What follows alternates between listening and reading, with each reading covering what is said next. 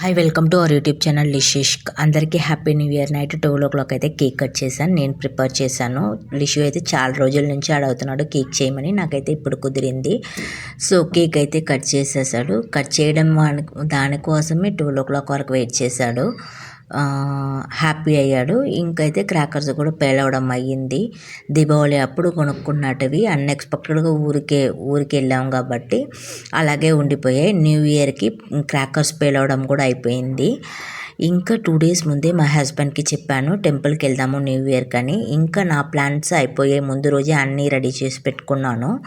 ఇంకా మార్నింగ్ 3:30కి లేచి ఇలా నేను రెడీ అయ్యి ఇంకా దేవుడి దగ్గర పూజించుకొని ఇంకా ప్రసాదం కింద అయితే పొంగల్ అయితే చేసుకున్నాను, బెల్లపన్నము. ఇంకా లిషుని లేపి రెడీ చేసి ఇంకా రెడీ అయ్యేలోపు 5:30 అయితే అయింది. ఇక్కడ మా ఇంటి దగ్గర నుంచి టెంపుల్కి అయితే ఒక 1/2 hour to 45 minutes అవుతుంది.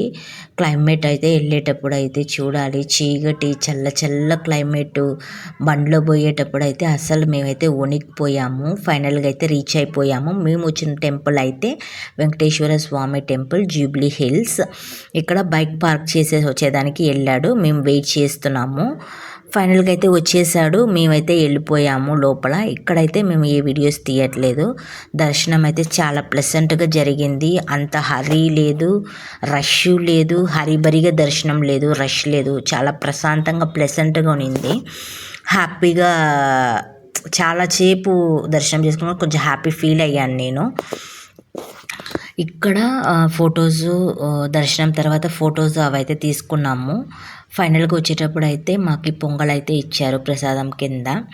మేమైతే తిన్నాను. నేనైతే 2 cups తిన్నాను. వచ్చేటప్పుడే మధ్యలోనే తెల్లారితో లేచాను కాబట్టి మా బ్రేక్ఫాస్ట్ అయితే అయ్యింది.